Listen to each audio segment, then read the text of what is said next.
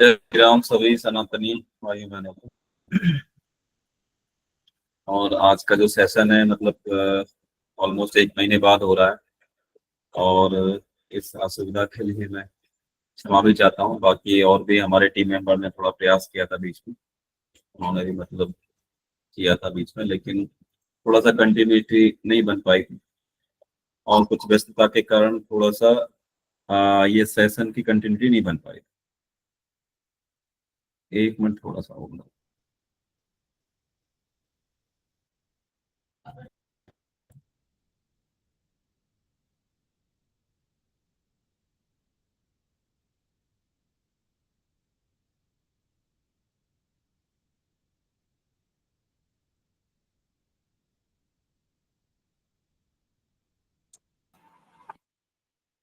जय श्री राम सर जी। जय श्री राम जय श्री राम। मैं जरा बोलिए। अपने फ्रेंड के यहाँ आया हूँ तो मैंने कहा लेकिन फिर भी टाइम पे मैंने कहा ज्वाइन कर ही लूँ।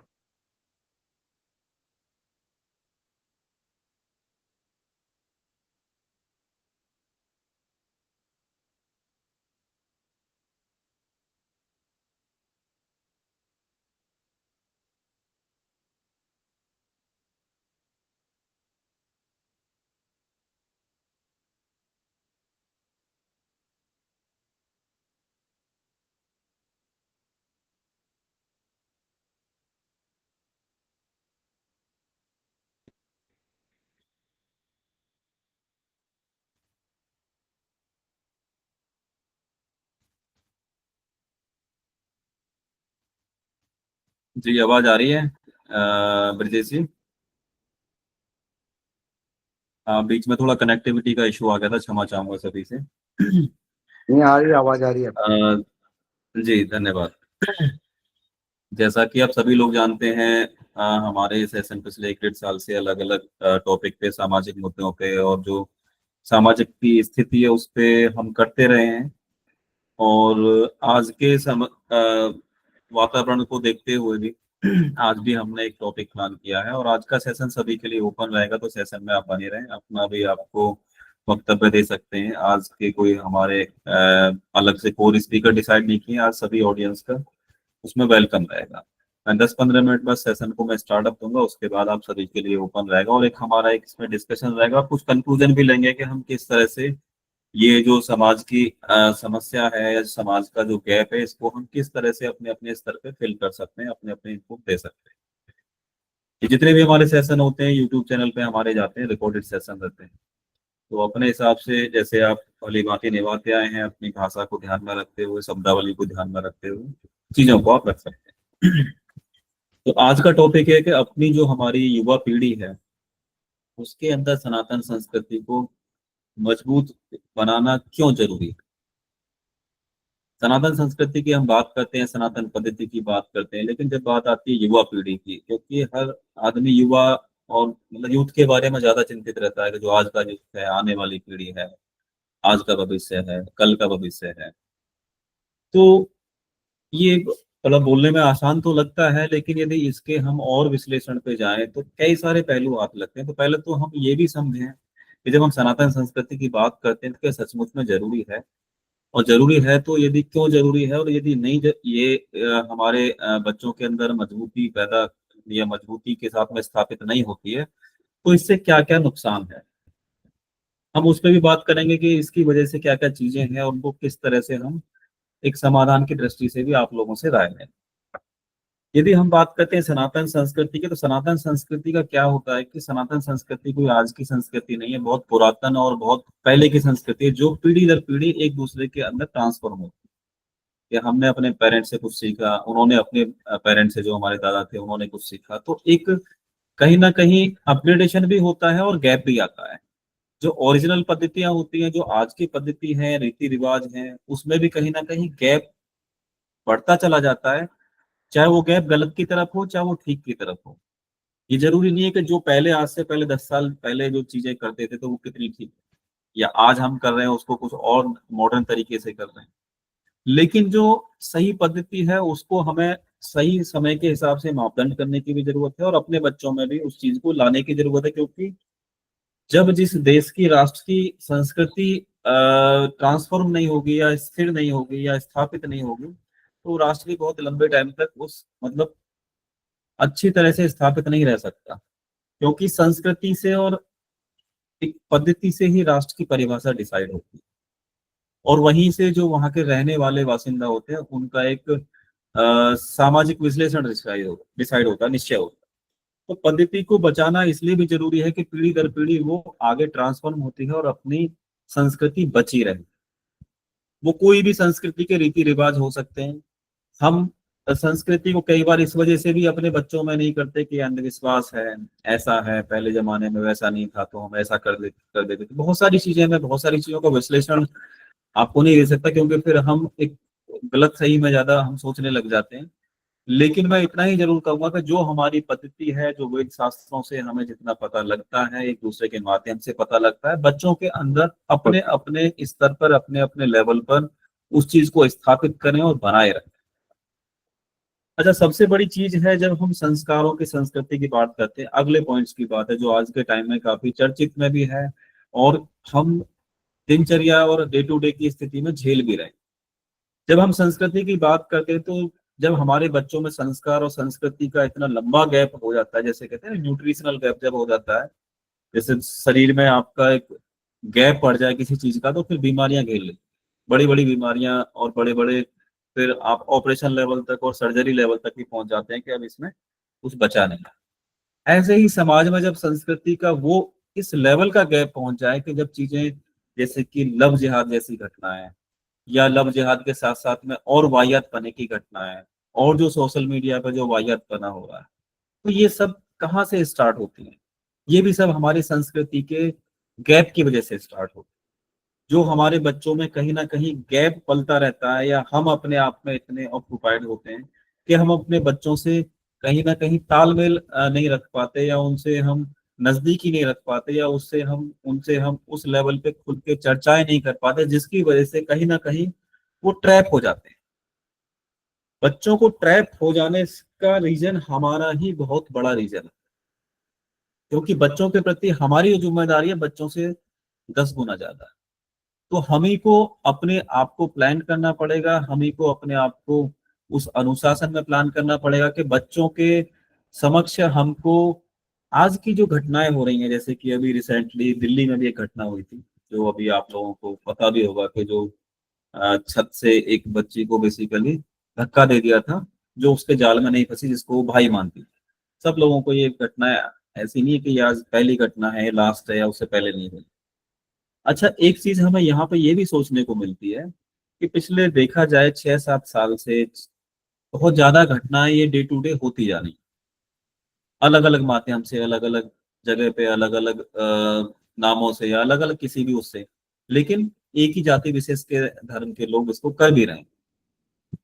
लेकिन इतना सोशल मीडिया पे सब कुछ होने के बाद भी, चीजें होने के बाद भी, मतलब इसमें कुछ घटनाएं, मैं दूसरी कुछ एक दो घटनाएं भी डिस्कस करूंगा, तो इतनी मतलब समझ क्यों नहीं आ पा रही है समाज में या समाज के बच्चों में? कहीं ना कहीं हम बच्चों के प्रति कहीं ना कहीं जो उनके पेरेंट्स हैं, या वो किस तरह की दिनचर्या में किस तरह के इस तरह के सेट हो जाते हैं कि अपने बच्चों के प्रति उनका कोई इस तरह का मतलब रुझान नहीं रहता है, या ध्यान नहीं रहता, कि मतलब इस लेवल की घटनाओं तक जाके बच्चे ट्रैप हो जाते हैं। और ये एक दिन में नहीं होता, ये भी है। ये एक दिन में नहीं होता कि एक हफ्ते में हो जाता है, एक दिन में हो जाता है, इसके लिए एक समय लगता है, एक माइंडसेट तैयार होता है, एक संस्कृति के प्रति गैप क्रिएट होता है, और वो एक दिन में नहीं होता। इसमें अब कुछ ऐसी भी घटनाएं आने लगी हैं हमारी कमजोरी और हमारी नकारापंथी के कारण, कि जब हम समाज में बिल्कुल ही आंख मूंद लें तो लव जिहाद नहीं होता, फिर वो खाली जिहाद होता है। कुछ लोग लव जिहाद का नाम दे के ऐसा भी हो जाता है कि अब मैं इसको दूसरे एंगल से भी देख, हो सकता है मैं गलत हूं, आप लोग इस पे अपनी राय दे सकते हैं।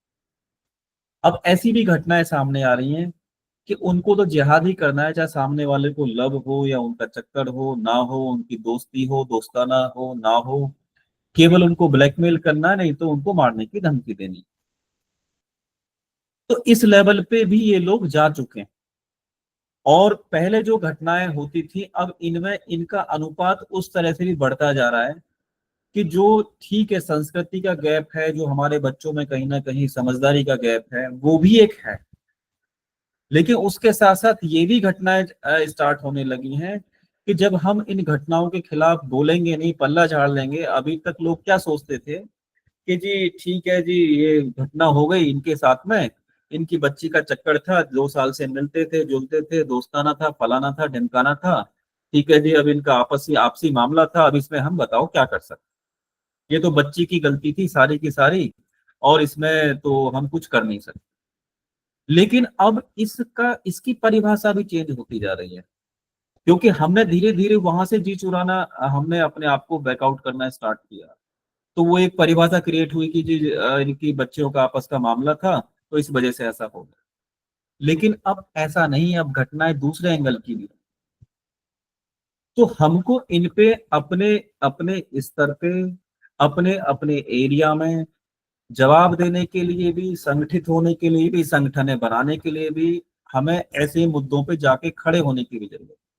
और जिसके यहाँ पे ऐसी घटना किसी ना किसी रीजन से चलो हो जाती है चाहे उनके आपसी तालमेल की वजह से, चाहे किसी ब्लैकमेलिंग की वजह से, तो ऐसी जगह पे जाके हमें मतलब जाना चाहिए व्यक्तिगत रूप से, और एक मानसिक संतुलन देना बहुत जरूरी है, क्योंकि जिसके यहाँ पे इस तरह की घटनाएं होती हैं चाहे वो किसी भी रीजन से होती है, चाहता तो कोई नहीं है ना।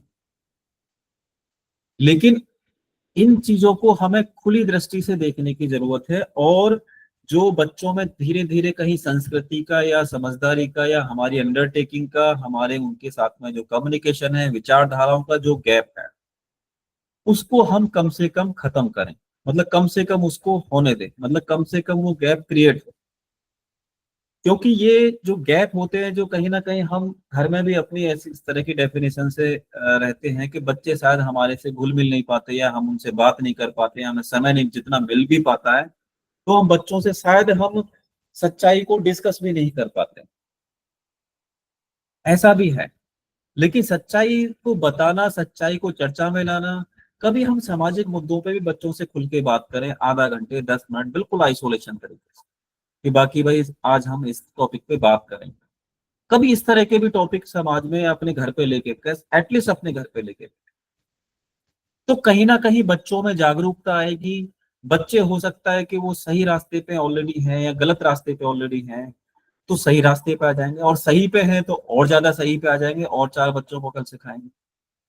यदि हमारे बच्चे समझदार हैं तो उनको इस काबिल बनाएं कि वो और दूसरों के लिए प्रीचर बने, दूसरों को टीच करें अपने हम उम्र के बच्चों को। और यदि उनके अंदर खुद की समझदारी कम है या अंडरटेकिंग नहीं है, तो उस पर भी वो अपने आप को प्रोजेक्ट करें कि चलो भाई ये हमें अंडरस्टैंडिंग मिली या इस पे हमें पॉइंट मिला, तो हम अपने आप में सावधानी पूर्वक इस तरह से रहें। तो अपने बच्चों को बीच बीच में काउंसलिंग करने की, खुल के चर्चा करने की बहुत जरूरत है। ऐसा नहीं है कि सारी हम बच्चों को ये सोच ले कि भाई बच्चे जब 17 साल के हो जाएंगे, 20 साल के हो जाएंगे, उनको सारी अकल हमें तभी सिखाना। संस्कार तो सिखाने ही पड़ेंगे, और उसकी कोई एज नहीं होती। जब बच्चे आपको समझने लगे, सुनने लगे, और आपको ये समझने लगे आप उनके फादर हो, वो समझने लगे हम उनके बच्चे हैं, तो वो समझदारी वहीं से स्टार्ट हो जाती है। वो समझदारी के लिए आपको 20 साल, 25 साल या बच्चे की कोई सर्टेन एज की जरूरत नहीं है। उसको आपको संस्कार डालने की नींव तभी से रख जाती है जब वो आपको पहचानने लगे। बस इतना ही बहुत है। 2-3 साल से भी बच्चों को, 4 साल से भी आप संस्कार सिखाए जा सकते हैं, उनको ढाला जा सकता है, अच्छे बुरे का ज्ञान दिया जा सकता है। हाँ, सामाजिक मुद्दों के बारे में जैसे जैसे बच्चों की एक एज होती है, या समाज में जो चीजें चल रही होती है उनसे अवगत कराया जा सकता है, एक स्तर तक के हाँ बच्चे को किस लेवल की जानकारी होनी चाहिए आज की परिस्थिति के हिसाब से। यदि हमारे अंदर संस्कृति का गैप है, तो हमारी जो मानसिक मजबूती है वो भी हमारी नहीं बन पाती। तो संस्कृति का हमारे अंदर बना रखना, मतलब बनाए रखना बच्चों के अंदर, उसके लिए ये भी जरूरी है कि हमारी मानसिक स्थिति या मानसिक संतुलन, हमारी सोच मजबूत बनी रहे, और वो सही मायने में सही समय पे काम भी कर सके। क्योंकि हम जब अपनी संस्कृति से भटक जाते हैं तो हमें सही गलत का, या हमारा दिमाग भी काम करना बंद कर देता है। तो संस्कृति का मतलब मजबूत होना या स्थापित होना बच्चों में इसलिए भी जरूरी उससे अगला जो स्टेप आता है आज के समय में, जब हम संस्कृति से दूर भाग जाते हैं, तो ऐसा नहीं कि जब हम इसको और एक अलग स्टेप से देखें, तो आत्मरक्षा की जब बात आती है, आत्मरक्षा के जो क्रियाकलापों की बात आती है, तो वो भी हमारी संस्कृति का पार्ट। जब हम संस्कृति के छोटे स्तर को ही नहीं समझ पाते, छोटी दैनिक दिनचर्याओं को नहीं समझ पाते, या हम हमारे को संस्कृति के प्रति कोई हमारे को सीरियसनेस या गंभीरता ही नहीं है, तो हम आत्मरक्षा की बातों को भी शायद हम ये सोच लेते हैं कि ये भी हमारा काम नहीं है। जब हम संस्कृति के किसी पायदान पे चलेंगे, एक एक स्टेप हम आगे बढ़ेंगे, तो हम आत्मरक्षा के लिए भी अपने आप को तैयार करेंगे, अब आत्मरक्षा के बारे में भी एक दूसरे से बात करें, क्योंकि वो भी हमारी संस्कृति का पार्ट है। तो संस्कृति का पाठ खाली पूजा पाठ करना, वेद शास्त्र पढ़ना ही नहीं है, या रीति रिवाज निभाना नहीं है। रीति रिवाजों के साथ में आत्मरक्षा के लिए भी बच्चों को प्रेरित करना है, उनके अंदर वो मजबूती पैदा करनी है कि यदि इस तरह की कोई सिचुएशन क्रिएट होती है, या इस तरह की किसी अधर्मी द्वारा सिचुएशन पनपती है, तो उसका जवाब देने के लिए भी तैयार रहना है अपने स्तर पे, जो उस समय पे आप लोगों को ठीक लगता है। जब हम किसी चीज के प्रति रिएक्शन नहीं देते या कोई एक्शन नहीं लेते, तो वो चीजें बढ़ती चली जाती हैं, और फिर समाज में ये चीजें इसी तरह से बढ़ रही हैं, क्योंकि हमने ना अपने आप को एडजस्ट करना बहुत लेवल तक ना एडजस्ट करते जा रहे हैं, और जो एडजस्टमेंट की क्षमताएं हैं उसका दूसरे लोग फायदा उठा। तो एडजस्टमेंट का लेवल, एक लेवल तक हमें डिसाइड करना पड़ेगा कि हमारा एडजस्टमेंट का लेवल कहाँ जाके समाज के आगे खत्म हो, और बच्चों को भी उतना ही सिखाना है कि उतने ही लेवल तक एडजस्ट करना, उसके बाद में डंडा उठा के मारना खोपड़े। सीधी भाषा में बात करिए, जानवरों के साथ में जानवरों वाले सलूक करने वाली बातें सिखाने जरूरी भी है बेसिकली। बहुत ज्यादा समझदारी और बहुत ज्यादा उनको टेक्निकल और बहुत ज्यादा उनको गंभीरता वाली बात सिखाने की जरूरत नहीं है। सीधी बात करके भी सॉल्यूशन निकलते हैं, और सीधी बात करके ही सॉल्यूशन आते हैं। लोहे को लोहा काटता है, जानवर से जानवर लड़ता है, लोहे को सोना नहीं काटता। और जब चीजें उस स्तर पे आ जाती हैं, तो समाज को, बच्चों को, एक दूसरे को, हमको वो आईना देखने की जरूरत है।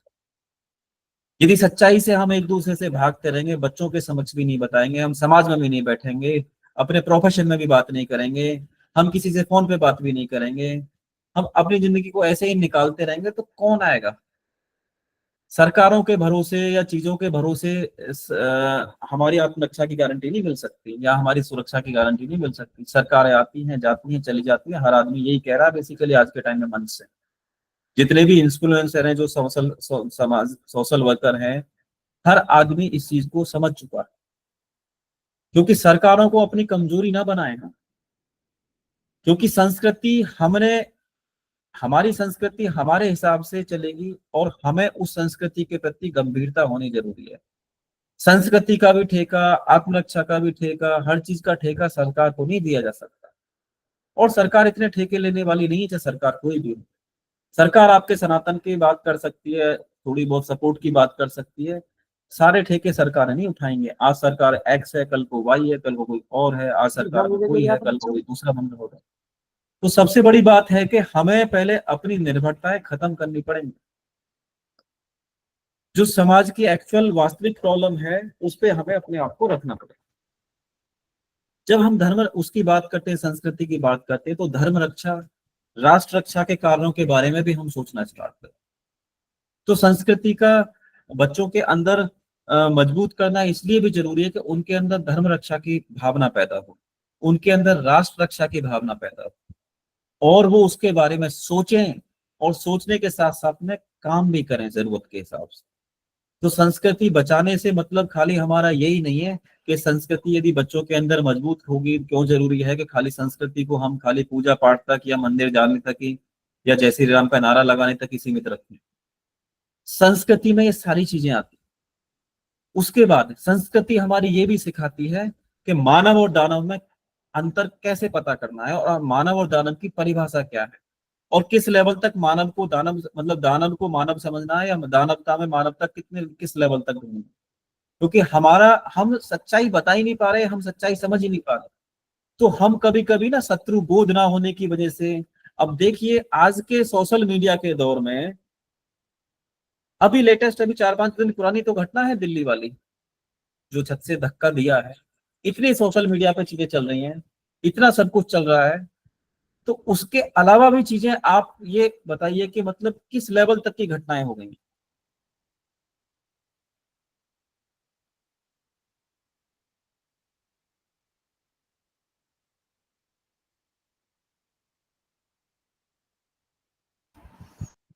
तो कहने का मतलब ये है कि जो हम अभी भी सेकुलरिज्म के उसमें पड़े हुए हैं, सेकुलरिज्म के दायरे में पड़े हुए हैं, कि अभी तक भी हम नहीं समझ पा रहे हैं उन सब चीजों को, इतना सोशल मीडिया पे वो होने के बाद में भी।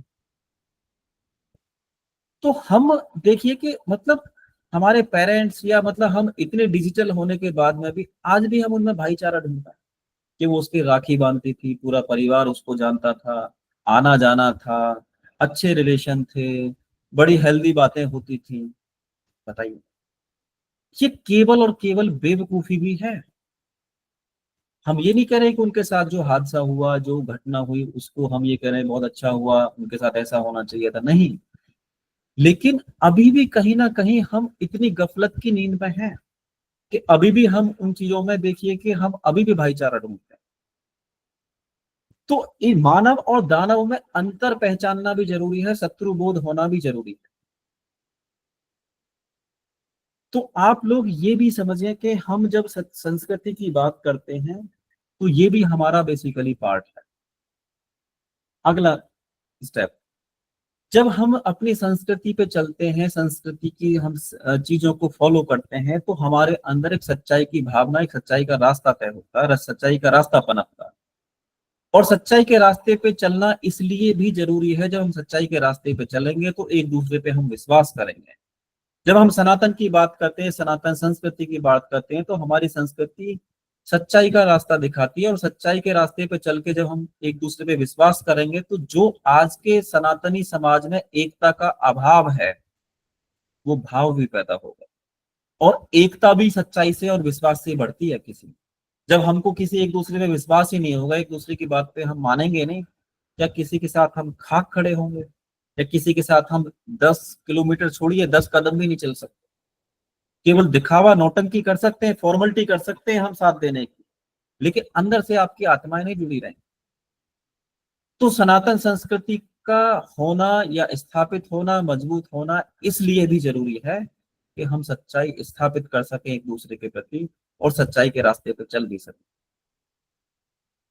तो अब मैं अपने शब्दों को विराम दूंगा यहाँ से आगे, और जो हमारे वक्ताएं हैं, जो हमारे और इस पे अपने विचार रखना चाहें, रख सकते हैं, हैंड रेज कर सकते हैं, आज के टॉपिक के हिसाब से कुछ समाधानिक दृष्टि से अपनी बात रख सकते हैं, कि जो आज की युवा पीढ़ी है उसमें हम अपनी सनातन संस्कृति की यदि हम भावनाओं को स्थापित करना चाहें तो क्या कर सकते हैं, और यदि उनकी वजह से जो गैप क्रिएट हो रहे हैं उनके क्या समाधान हो सकते हैं। टॉपिक के दायरे में ही अपनी बात रख सकते हैं। बाकी बोलने के लिए तो बहुत कुछ है। तो आप अपनी बात रख सकते हैं, सेशन सभी के लिए ओपन है, अपना हैंड रेज कर सकते हैं। प्रशांत सर, मैं आपसे भी रिक्वेस्ट करना चाहूंगा। देविंदर सर, यदि आप भी अपनी बात रखना चाहें। संजय सर, जो भी हैंड रेज करेंगे तो उनको हम। जी, कार्तिकेय त्यागी जी, अपना अपनी बात रखें और अपना वीडियो ऑन रखें।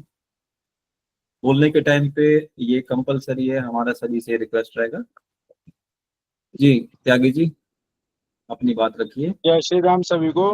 भैया जय मैंने एक श्री राम। चीज नोटिस करी थी, हमारे हिंदू भाई बहन और जितने भी मतलब वो हैं पेरेंट्स हैं, वो अपने बच्चों को क्रिश्चियन स्कूल में भेजते हैं। भैया इंदिरापुरम में एक सेंट थॉमस करके स्कूल है, वहाँ पे मेरे और मेरी जो टीम है, मैं जी गौ माता की टीम से भी जुड़ा हुआ हूँ भैया। उसके जी। ऊपर कई बार हंगामा भी करा है हमने। वो हमारे हिंदू बच्चों के ना कलावा मतलब कटवा देते हैं क्रिश्चियन स्कूल में, ना टीका अलाउड होता वरना कलावा अलाउड हम्म। होता। पर हम्म। जब भी बस मेरा तो यही है, ज्यादा से ज्यादा हिंदू मतलब हिंदू पेरेंट्स को उन स्कूलों में भेजना ही नहीं चाहिए जहाँ पे हमारे मतलब कलावा और ये सब अलाउड ही ना हो। हम्म। बिल्कुल ठीक मेरा बात बस है। भैया यही पॉइंट था। और बाकी भैया एक घटना, बिल्कुल ठीक। तो मैं ब्रिजविहार में रहता हूँ, हमारे यहीं पास में अशोक नगर में, आपने देखी होगी नेहा बहन की, सुनी हाँ होगी, जो जी, हाँ जी। 5वीं मंजिल। हाँ, सर भैया उसी की वो मैं बात भी लड़की कर रहा था। नेहा, हाँ। हाँ नेहा बहन भैया उसे राखी बांधती थी उस बंदे जी को, और जी उसने ही बुर्का पहन के, वो आपको सबको पता होगी भैया वो वाली कहानी। जी जी जी। बस भैया बिल, यही थी।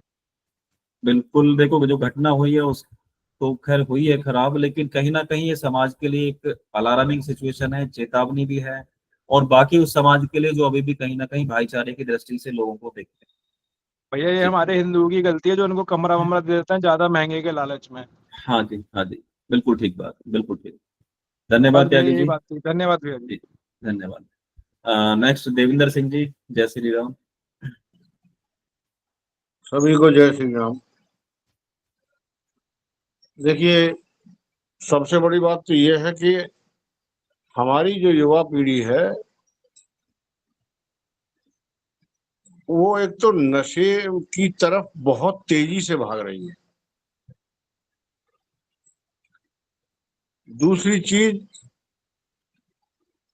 वो धोती कुर्ता तिलक इन सबको एक फालतू की चीज समझती है।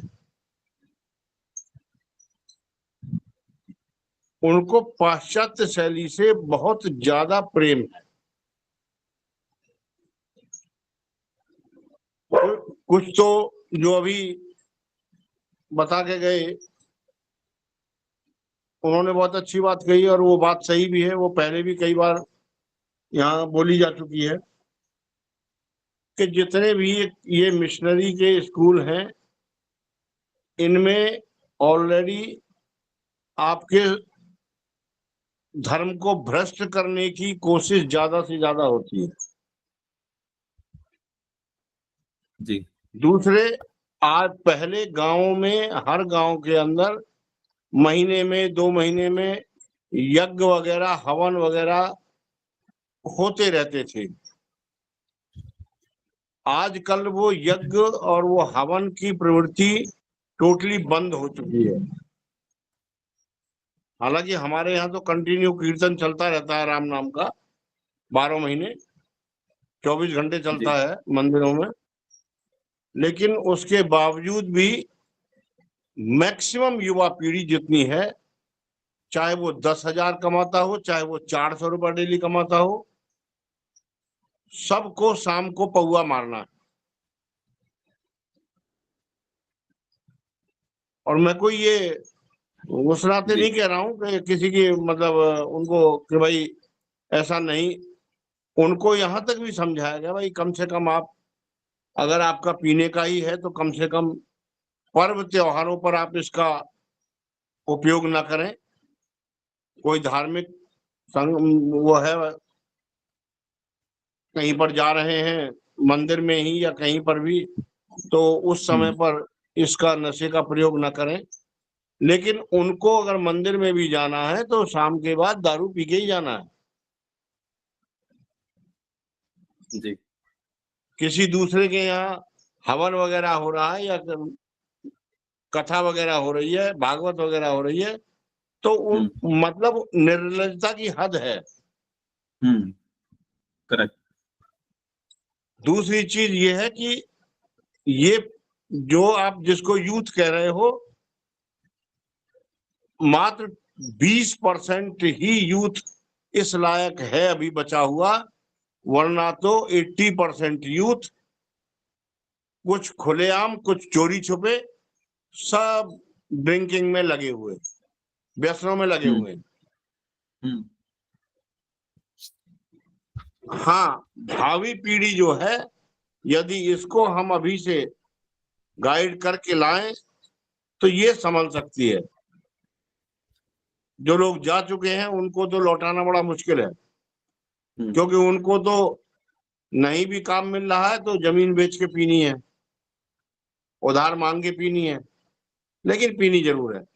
एक तो ये व्यसन हमारे यहाँ सबसे बड़ा रोग बन चुका है। दूसरी चीज,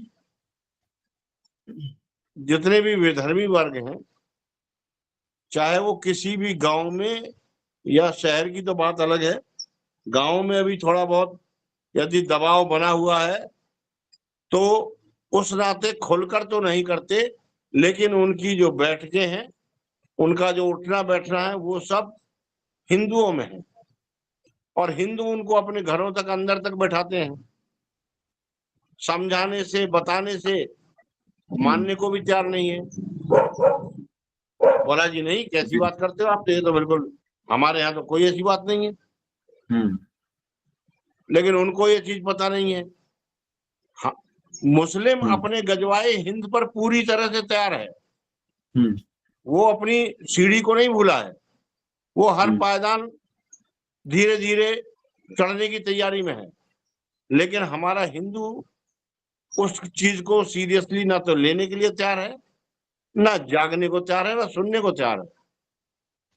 हम्म तो ये कुछ रीजन है, और इनको मिटाने के लिए या तो देखिए दो ही चीज है, या तो इतना सक्षम हो कि लाठी से समझाए, या फिर इतना दबंग हो कि पुलिस से कॉल करके और तब उनको उठवाए। लेकिन पुलिस को भी पैसा मिल जाता है तो वो भी साइड हो जाती है। हम्म तो और दुश्मनी बांधने वाली बात हुई, जोड़ने वाली बात कहाँ रही। हम्म लेकिन ये भावी पीढ़ी को संभाल सकते हैं ये युवा पीढ़ी जो अभी 30, 28, 30, 35 तक जा रही है, इसको तो बड़ा संभालना मुश्किल है। हम्म और जब माता पिता ही नहीं संभलेंगे तो बच्चों को क्या संस्कार मिलेंगे, ये आप अच्छी तरह समझ सकते हैं। और सबको केवल ये है कि उनका भी इंग्लिश मीडियम में जा रहा है तो मेरा भी इंग्लिश मीडियम में जाना चाहिए। और इंग्लिश मीडियम सबसे बड़े मीठे जहर का काम कर रहे हैं सनातन को बर्बाद करने में, इसमें कोई दो राय नहीं है। लेकिन माँ बाप को इंग्लिश मीडियम ही चाहिए, चाहे बच्चे की जिंदगी बर्बाद हो, चाहे धर्म बर्बाद हो, उससे उन्हें कोई सरोकार नहीं। हम्म ये बिल्कुल गहरी सोच बैठ चुकी है। सरकारी स्कूल, सनातन स्कूल, इन सब में बच्चों को पढ़ाने में शर्म लगती है, केवल इंग्लिश मीडियम चाहिए।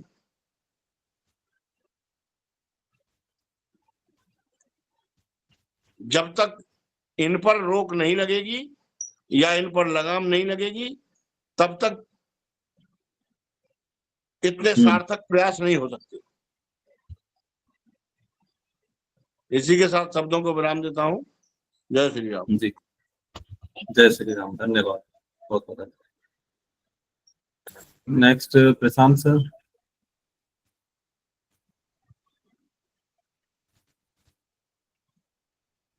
उसके उनके बाद भी कोई अपनी बात रखना चाहे तो अपना हैंड रेज कर सकते हैं। जी प्रशांत सर, जय श्री राम। सर आवाज नहीं आ रही आपकी।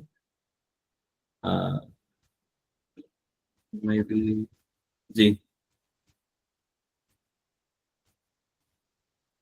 कनेक्टेड मेरे ख्याल से सर हुआ नहीं है ब्लूटूथ आपकी साइड से, मे बी समथिंग।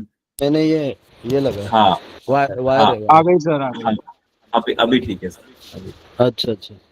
जी धन्यवाद जी। आज का जो टॉपिक है वो है कि अपनी युवा पीढ़ी के अंदर सनातन संस्कृति को मजबूत करना क्यों जरूरी है। जी। तो सबसे इम्पोर्टेंट क्या है कि जैसे अभी ये विषय है, चलो सनातन में भी क्या है कि जैसे 2011 तक मैं खुद भगवान को मानता नहीं था, ना मैं हिंदू धर्म को मानता था, ना किसी सनातन या किसी भी धर्म को मानता था। क्योंकि हम लोग मुंबई के जो लोग हैं तो वो खुद को थोड़ा सा ओवर स्मार्ट समझते हैं, या फिर उनमें उस प्रकार से संस्कार निर्माण किए जाते हैं। बचपन में मैं सिर्फ इंग्लिश पिक्चर ही देखता था। मैं खुद मेरे पापा को बोलता था कि पापा ये लक्ष्मी माँ की पूजा क्यों करनी चाहिए, ये जो अंग्रेज लोग हैं वो लक्ष्मी माँ को मानते नहीं है, ये जो दुबई वाले जो शेख है वो लक्ष्मी माँ को लात मार देते हैं, फेंक देते हैं, और हम लोग लक्ष्मी माँ की पूजा करते हैं, लेकिन हम ही क्यों इतने गरीब, हम ही क्यों इतने परेशान रहते हैं। तो उसका आंसर मेरे पापा दे नहीं पाए, मेरे पिताजी दे नहीं पाए, या जिनको जिनको भी मेरे गुरु थे उनको भी मैंने पूछा तो वो भी नहीं दे पाए। तो सबसे इम्पोर्टेंट हमको कौन सी संस्कृति बच्चों में डालनी है, पहले कंफ्यूजन को पहले क्लियर करना पड़ेगा।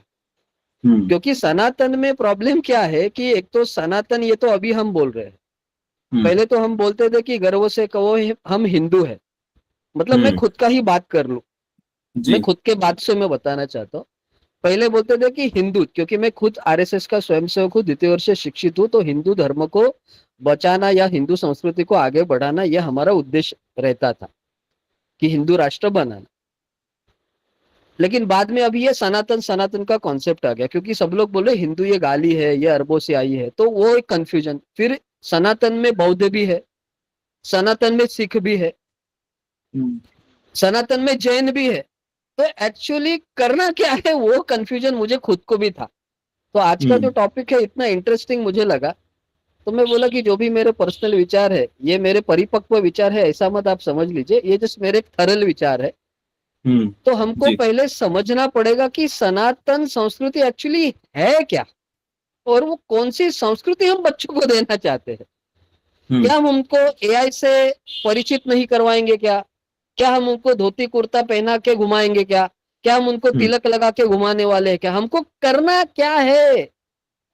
अभी चलो जिहाद हो रहा है, अभी चलो कश्मीर से भगा दिए, अभी चलो बहुत सारी जगह से भगा दिए, बहुत सारी जगह से नरसंहार हुआ, ये हमको अभी पता चला नरेंद्र मोदी या उनकी सरकार आने के बाद। इसके लिए हम लोग अभी ये हिंदू संगठन या जो भी सनातन संस्कृति का बोल रहे, लेकिन हम खुद ही कंफ्यूज है कि सनातन संस्कृति एक्चुअली है क्या। भगवान को पूजेंगे तो भगवान हमको बचाने आएगा क्या। तो कश्मीर में जो इतने सारे लोग मारे गए, तो महादेव बाजू में था तो क्यों बचाने नहीं आया। तो ये भी प्रश्न हमारे बच्चे जब पूछते हैं तो हम उनको उत्तर क्या दें। तो हम एक्चुअली सनातन संस्कृति मतलब क्या, उसकी परिपक्वता क्या, उसका डेफिनेशन से वो पहले हमको डिसाइड करना पड़ेगा। जो भी धर्म गुरुज है या जो भी हमारे जैसे क्रांतिकारक योजना बनाने वाले लोग हैं, कि हमको एक्चुअली करना क्या है। हमको ये सनातन संस्कृति बचाने बट बचाना क्या है वही हमको मालूम नहीं है, या संस्कृति कौन से संस्कार डालने वही मालूम नहीं है। क्योंकि सभी जगह पे कंफ्यूजन है। जैसे कुरान में क्या है कि कंफ्यूजन नहीं है, उनको मालूम है कि भाई ये लोग काफिर है तो काफिर को मारना है, तो वो गलत है सही हो वो अलग की बात है, लेकिन उनको एक ही सिखाया गया है और सभी को। फिर वो फ्रांस में भी अगर मुसलमान रहेगा, इंग्लैंड में भी मुसलमान रहेगा, तो वो एक ही बुक लेके उसी प्रकार से संस्कारों से सामने वाले को मारेगा, काटेगा और खुद का दबंगगिरी दिखा के वहां पे शरिया कानून लगाएगा। लेकिन हमको खुद को ही मालूम नहीं है कि सनातन का कानून क्या है, सनातन का संविधान क्या है सनातन के रूल्स रेगुलेशंस क्या है, सनातन में क्या अच्छा है क्या बुरा है, हमको खुद को ही मालूम नहीं है। तो हम अपने बच्चों को देंगे तो देंगे क्या। और अभी जो भी धर्म गुरु धर्म पंडित है वो सब टकला वकला करके सन्यासी बन के घूम रहे हैं। ऐसा सन्यास काला कॉन्सेप्ट तो मैंने जो भी जितना मैंने अभी स्टडी किया है, या जो मैं अभी सनातन धर्म बचाने के लिए इतना ये बाबागिरी कर रहा हूँ या ज्योतिष बना या ये सब कुछ परवेश वगैरह डाल के घूम रहा हूँ फिर रहा हूँ या कहाँ कहाँ कभी जाने के लिए रेडी हूँ, तो मुझे जो सनातन धर्म समझ में आया है वो अपने बुक्स में है, अपने ज्योतिष शास्त्र में है, अपने आयुर्वेदा में है। क्योंकि वो जो ऋषि मुनियों ने जो इन्वेंशन किया था, जो डिस्कवरीज किया था या जो भी संशोधन किया था, वो ज्ञान ही सनातन है। सनातन मतलब सन आतन, सन मतलब काल, आतन मतलब कालानुसार अपना रूल्स रेगुलेशन, शरीर धारण करने वाले नीति नियम, उसको सनातन कहते हैं भैया।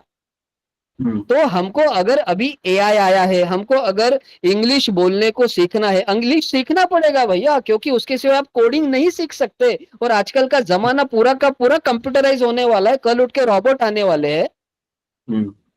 तो हम क्या हमारे बच्चों को सिखाना क्या चाहते हैं, तो वो पहले हमको डिफाइन करना पड़ेगा कि हम एक्चुअली कौन से सनातन संस्कृति की बात कर रहे हैं।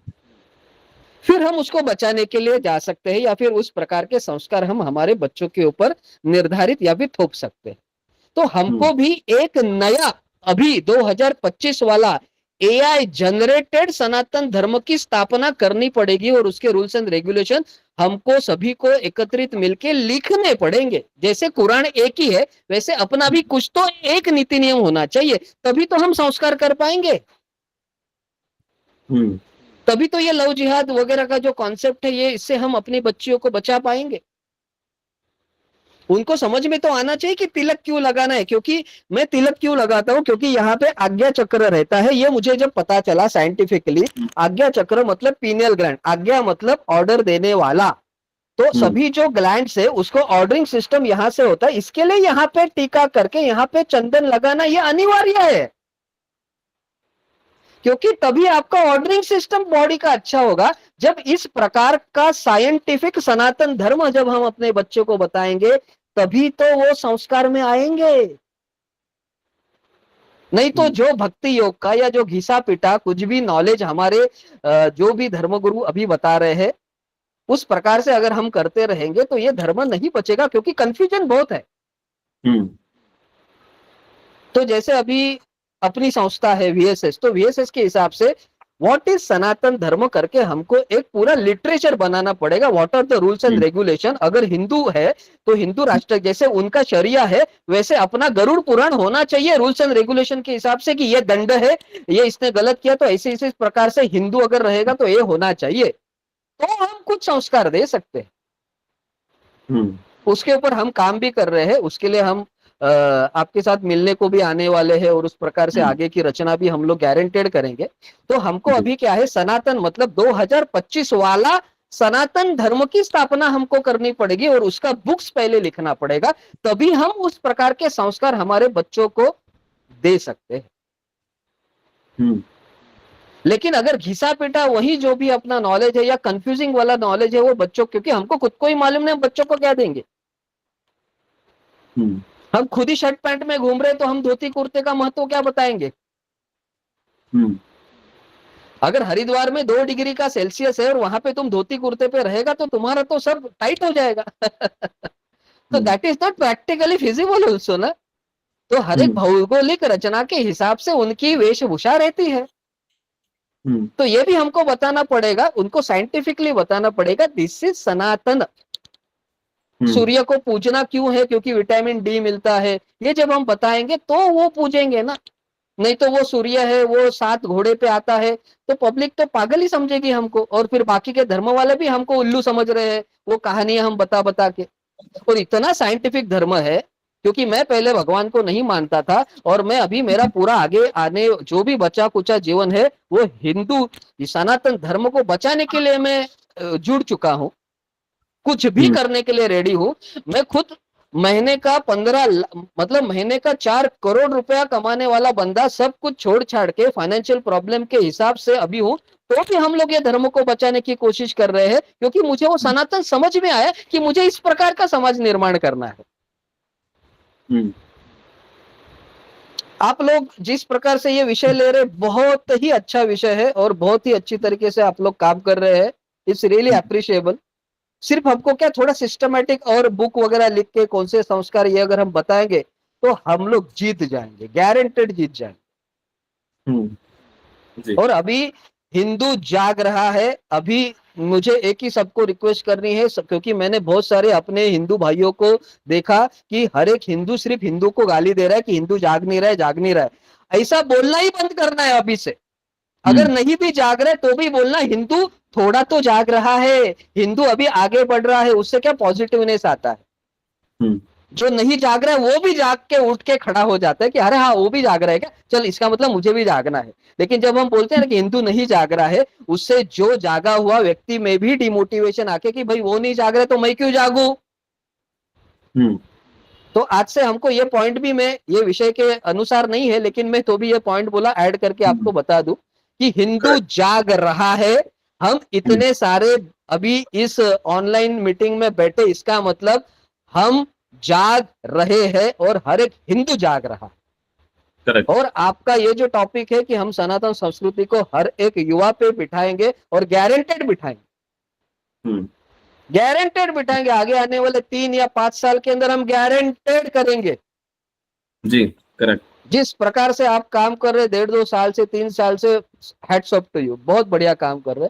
और जो भी आज का टॉपिक था उस पे ये मेरा खुद का पर्सनल एक विश्लेषण है। बाकी आप जो भी है सोच के और भी बोल सकते हैं। धन्यवाद। धन्यवाद। बिल्कुल और आपने बिल्कुल सही कहा कि हमें चीज़ों को सेंट्रलाइज भी करना पड़ेगा। जैसे किसी चीज़ के तहत हमें काम करना है, जैसे उनका कुरान है कि उनको अच्छा है बुरा है वो बाद में हिसाब लगाना है, कुरान में जो लिखा है वो करना है। ऐसे ही हमें सनातन की भी कुछ चीज़ों को, एथिक्स को भी हमें समराइज करके, कि बच्चों को यदि समराइजेशन फॉर्म में यदि पूरे सनातन पुरातन सारे वेद शास्त्रों का एक समराइजेशन बनाना है तो उस समराइजेशन को फॉलो करना बहुत जरूरी है। बाकी फिर जिसको डिटेल में पढ़ना है तो वो अलग अलग हिसाब से, अलग अलग समय के हिसाब से ग्रंथों को, वेद शास्त्रों को, पुराणों को पढ़ सकते हैं। बिल्कुल ठीक है, इस तरह से हम कर सकते हैं। और भी हमारे कोई भाई अपनी बात रखना चाहें आज के टॉपिक के हिसाब से तो रख सकते हैं, बाकी फिर सेशन को हम समाप्त करते हैं।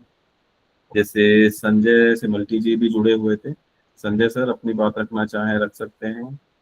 महेश भारती जी भी जुड़े हुए हैं, शैलेश सर भी अपनी बात रख सकते हैं। बाकी शायद मेरे ख्याल से जो भी बात रखनी चाहे रख सकते हैं, फिर मैं सेशन को आगे इसको समापन की तरफ। जी निश्चय जी, जय श्री राम। सर जय श्री राम। जय श्री राम। मैं बस एक ही पॉइंट था सर, आपने शुरुआत में जब आप डिस्कस कर रहे थे कि हाँ जी। हमें जो है बच्चे हैं जो बच्चों को अपने पेरेंट्स के साथ काफी मतलब डिस्कस करना चाहिए। जो कह रहे हैं ना कम्युनिकेशन है जो वो मेंटेन होना चाहिए। तो जैसे मैं सर आपको पता ही है, जैसे मैं चंडीगढ़ रहता हूँ एंड मेरा जो घर है गांव है, तो मैं बीच में गांव भी जाता रहता हूँ अपने। तो वहाँ पे क्या होता है कि वहाँ पे इनकी सोच रहती है कि जैसे मेरे सामने ही अगर कुछ उनकी वो चल रही है, आर्ग्यू चल रही है, जैसे मेरे भाई है और जो मेरे चाचा जी है, तो वो उनको कुछ चीज समझाना चाहते हैं कि नहीं जी आज के टाइम पे ऐसे होता है, आप थोड़ा समझो। तो इस चीज में क्या है कि जो पेरेंट्स क्या करते हैं, वो लास्ट में एक लाइन बोलते हैं कि अच्छा आप हमें अब समझाएंगे, ठीक है, आप इतने बड़े हो गए हैं। तो ये जो चीज है ना, ये मुझे लगता है कि ना कहीं पेरेंट्स अपने ना उस पे ईगो पे ले जाते हैं ये चीज, कि जो टू वे कम्युनिकेशन होती है ना वो नहीं हो पाती है सर। तो जैसे कि आपने कहा कि हमें अपनी जो चीज है, क्या सही हो रहा है क्या गलत हो रहा है, हमें ना कम्युनिकेट करनी चाहिए, बतानी चाहिए घर वालों को, ठीक है। छोटे बच्चे हैं जैसे जैसे स्कूल में भी है, स्कूल के बच्चे भी है, उनको डिस्कस करना चाहिए उनके साथ पेरेंट्स को कि अच्छा आपके साथ आज क्या हुआ, ये है, ठीक है। जितना ज्यादा हम इन्वॉल्व होंगे उनके साथ उतना ज्यादा वो हमें इन्वॉल्व होंगे। अगर हम उनसे बात नहीं करेंगे, कम्युनिकेशन ही नहीं होगी, तो गैप बढ़ क्या जाएगा। क्या हो रहा है क्या नहीं हो रहा है आपको कैसे पता चलेगा। तो Correct. ये मेरा वो बड़ा है कि जैसे जो बड़े हैं उनको एक जो अपनी ईगो है उसको थोड़ा सा उसमें नहीं आना चाहिए, उसको साइड में रख के वैसे थोड़ा सा फ्रेंडली होना जरूरी होता है सर आज के टाइम पे। अब पुराना वाला टाइम नहीं रहा सर, आज के टाइम पे चौथी पांचवी क्लास के जो बच्चे हैं वो फोन उनके हाथ में होता है, और फोन का मतलब है सारी दुनिया उनके हाथ में है, ठीक है। तो वो पूरा एक्सपोज है उस चीज से कि मे भी शायद कुछ चीजें आपको ना पता हो जो छोटे बच्चों को पता चल रही है आज। तो इट्स मतलब बहुत जरूरी है ये चीज। तो मेरा ये छोटा सा पॉइंट था जो आपने कर रहे थे, तो ये है कि ये भी चीज थोड़ा सा होना चाहिए। करेक्ट। नहीं बहुत आपने, मैं थोड़ा सा आपकी चीज पे कवर दूंगा। देखो बिल्कुल आपने बहुत सही पॉइंट बोला है कि ये हमें कम्युनिकेशन को, जैसे मैंने पहले ही बताया था कि between the parents and children there should be the healthy communication. मतलब communication should be the both side, communication one sided नहीं होता, कम्युनिकेशन होता है दोनों साइड। बिल्कुल सर। और देखो जो रिश्तों की मर्यादा है, जैसे पेरेंट्स की अपनी मर्यादा है, बच्चों की अपनी मर्यादा है, एक दूसरे की मर्यादा को ध्यान में रखते हुए, एक दूसरे के रिश्ते को सम्मान देते हुए कि parents is also equally responsible to maintain the this type of dignity, जो बच्चे जितनी एक्सेप्ट कर सके और बियॉन्ड द एक्सपेक्टेशन या एक्सेप्टेशन उसको ना जाने दें। वो थोड़ा सा एक मेंटेन करना बहुत जरूरी है। नहीं तो फिर पता लगा हमने आधा घंटे डिस्कशन किया बट देयर इज नो वे। यदि if we are discussing at least 2 minutes, 3 minutes, 5 minutes also, so there should be some good effect upon the children. Quality discussion, yes sir. Yes. तो मेरा यही है कि मैंने पहले भी हालांकि और भी सेशनों के माध्यम से इस चीज को काफी बार मैंने इस चीज को बोला है कि between the parents and children जो डिस्कशन हो काफी जिम्मेदार वाला हो। भले ही हम वीक में एक बार इस तरह के डिस्कशन करें, ये जरूरी नहीं है कि डेली एक ऐसे टॉपिक लेके बैठे, बट लेकिन कभी बच्चों के साथ में उस फ्रेंडली स्वभाव से बैठे। और जैसे मैंने ये भी चीज बोली कि बच्चों को सिखाने के लिए हम उस एज का वेट ना करें कि बच्चे 17 साल में सीखेंगे, बच्चे 19 साल वाली एज में सीखेंगे, बच्चे 8-9 साल, 5-7 साल, 3-4 साल से ही सीखना स्टार्ट हो जाते सीखना हैं। शुरू से। लेकिन हमने वो दायरा, वो हमने उनके लिए उतना सिलेबस रखना है कि किस एज तक हम उनको क्या बताना जरूरी, क्योंकि हम जानते हैं ना, हम यदि पेरेंट्स हैं तो इतना तो हम सेग्रीगेट कर ही सकते हैं कि हमारा बच्चा 10 साल का है, तो at least from our side, from the parent side, what information should be there in front of him. बिल्कुल बिल्कुल। तो ये मेरा मानना है। Maybe I am wrong के कई चीजों में, नहीं लेकिन ये मेरा अपना खुद का। बाकी और कोई अपनी बात रखना चाहे रख सकते हैं, समय हो चुका है बाकी। और मेरे ख्याल से सभी ने काफी और सहयोग भी दिया हमारे आज के डिस्कशन में। शैलेश सर, आप भी कुछ यदि इनपुट देना चाहें, it is your welcome sir. जी धन्यवाद सर। अनम्यूट करें शैलेश सर। हाँ, जय श्री राम। जय श्री राम सर। हाँ, मैंने अभी थोड़ा सा लेट ज्वाइन किया, थोड़ा सा कम्युनिकेशन इशू था हाँ। यहाँ पे। बट जी प्रशांत जी का एक बात बहुत अच्छा लगा कि लोगों को, जो हिंदू युवा है या जो बालक है, उसको अपने धर्म की जानकारी बहुत कम है। और हाँ। वहीं आप परधर्म में देखते हो, मुसलमान, क्रिश्चियनिटी में, तो उनको उनका जो भी है, उनका पास नॉलेज, माने वो चीज का उनके पास नॉलेज है, भले उनके पास कंटेंट नहीं है, but what ever they have, उनको पूरा ज्ञान है, उनको ज्ञात है कि भाई हमको। तो हमारे लोग एकदम वहां पे उनके सामने जब डिस्कशन होता है, तो हाँ, हिंदू युवा मुसलमान युवा के सामने निष्प्रभ हो जाता है कि उसको कुछ पता ही नहीं है। तो ये एक संक्षेप में, जैसा आपने भी कहा, प्रशांत जी ने भी कहा, कि एक संक्षेप में अगर कुछ पता है, जिज्ञासा से वो आगे ज्ञान ले सकता है, बट एटलीस्ट उसको संक्षेप में कुछ तो मालूम रहना चाहिए कि प्रभु राम को डिफेंड करना चाहिए, उन्होंने श्री कृष्ण भगवान को उसने डिफेंड करना चाहिए। ये लोग जो मजाक का पात्र बनाते हैं और हम लोग डिफेंड नहीं कर पाते, ये बहुत चिंता का विषय है। इसमें आप जरा प्रकाश डालेंगे तो अच्छा रहेगा। बिल्कुल ठीक बात है।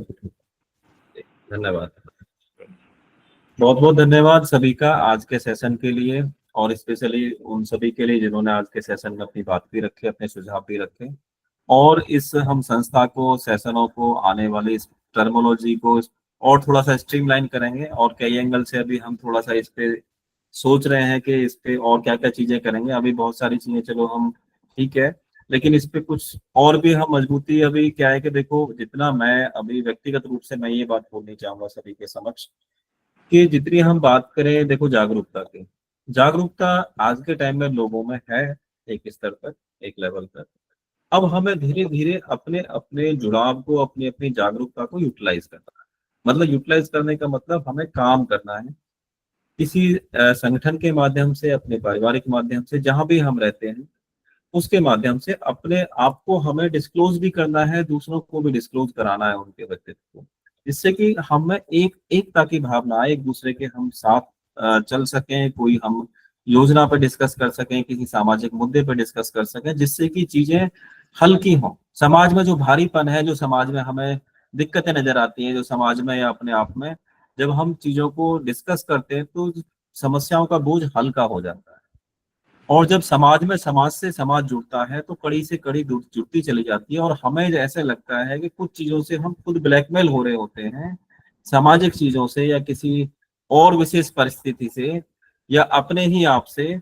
जब हम उस चीज को डिस्क्लोज करते हैं तो फिर समाधान भी निकलते हैं, और ऐसे समाधान, ऐसे रिसोर्स, ऐसे जगह से आ जाते हैं जो हमारे कैलकुलेशन में भी नहीं होते। तो first of all we need to decide to discuss something in front of someone, कि जहां पे हम अपना कंफर्ट लेवल डिसाइड करके कुछ बोलना तो चाहें, कि at least we should start something in front of and, कि जो हम हमारे लिए कोई वेल विशिंग कर सके, या जिसके साथ में हम खड़े हो सके, और हम अपने पड़ोस से या अपने आसपास के एरिया से ही अपने लोगों को यूनाइट करना स्टार्ट करें, उनसे बात करनी स्टार्ट करें। Because during the emergency there is the first option to come that person, कि वो जो बंदा आएगा सबसे पहले पड़ोसी का है। तो मेरी सभी से ये भी रिक्वेस्ट है कि अपने अपने पड़ोस में, अपने अपनी कॉलोनी में, अपने अपने जहाँ पे भी आप रहते हैं, एक दूसरे के प्रति सद्भाव रखें, विश्वास रखें, एक दूसरे पे विश्वास करें, तो तभी वो एकता की भावना वहां से पैदा होती है।